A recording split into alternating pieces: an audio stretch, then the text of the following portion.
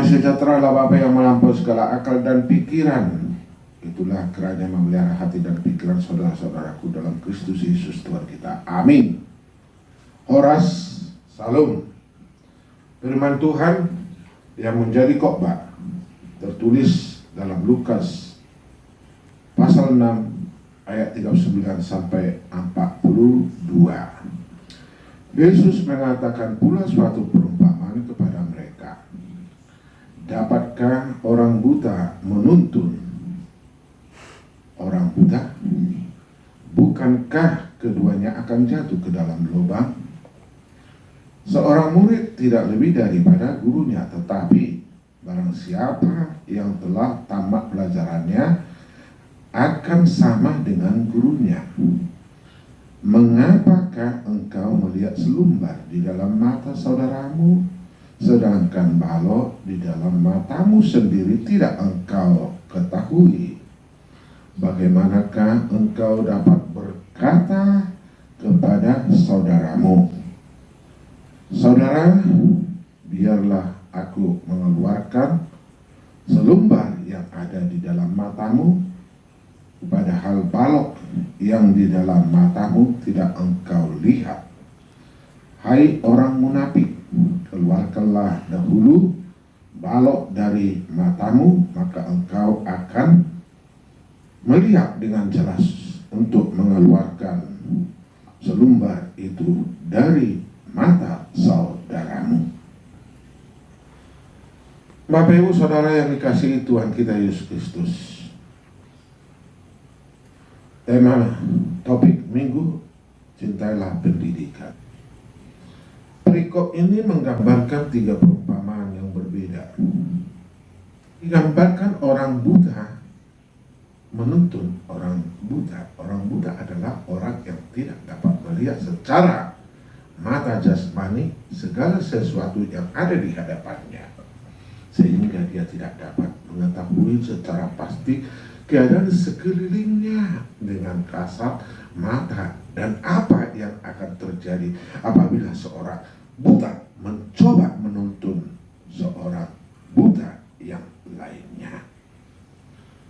Bukankah sudah pasti bahwa keduanya akan terperosok ke dalam sebuah lubang apabila ada lubang menganga tepat di depan jalan yang sedang mereka lalui. Inilah kiasan yang diberikan Yesus kepada murid-muridnya dan kepada orang-orang banyak dalam khotbahnya di bukit.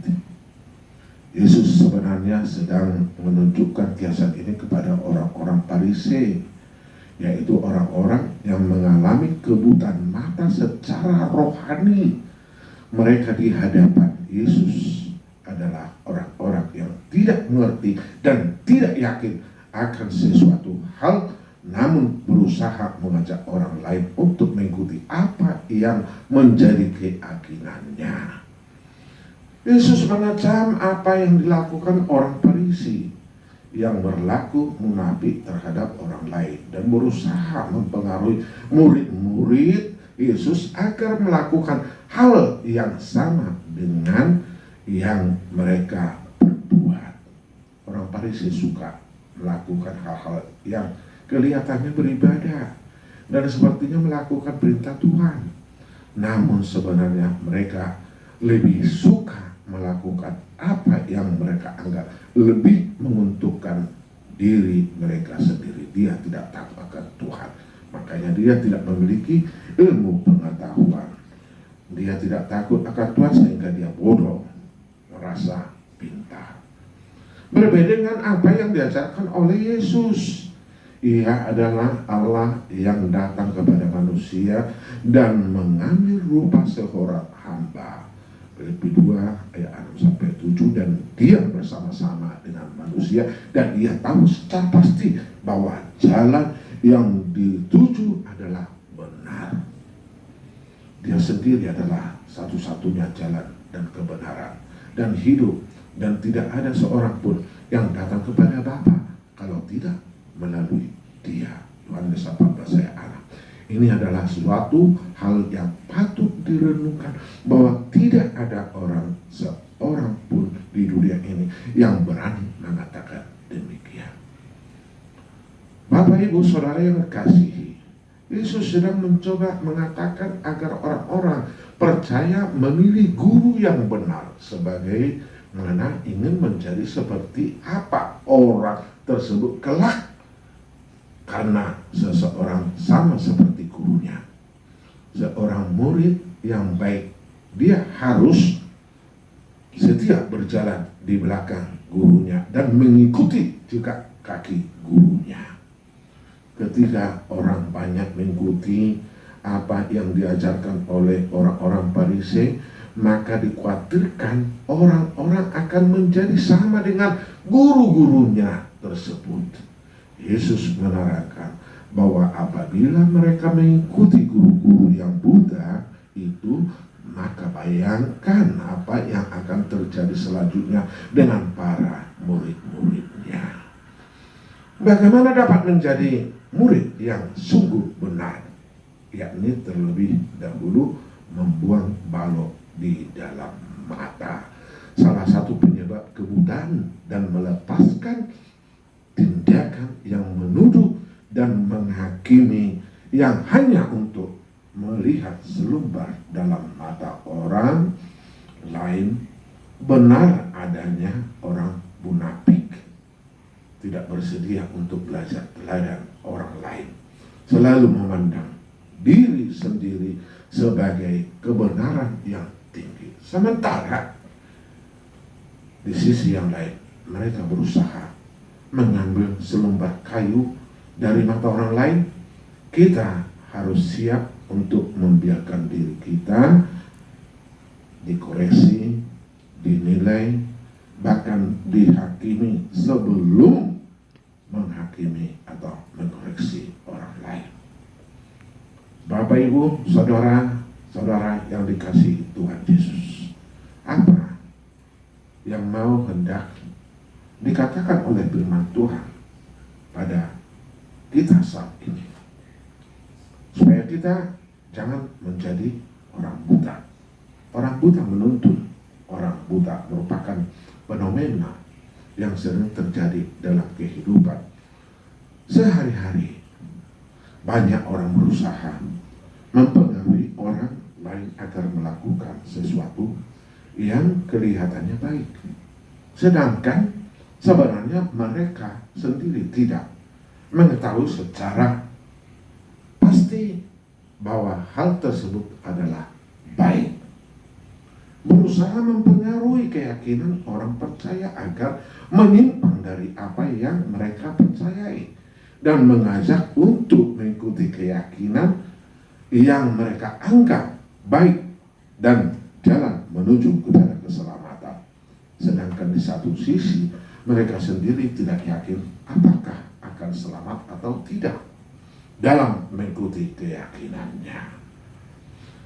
Bahwa Tuhan menghendaki agar setiap kita menjadi penuntun-penuntun yang baik bagi saudara-saudara kita sendiri, bagi banyak orang yang bukan hanya semata-mata mengajak, tetapi menghidupi apa yang kita percayai dan mengikuti apa yang kita lakukan.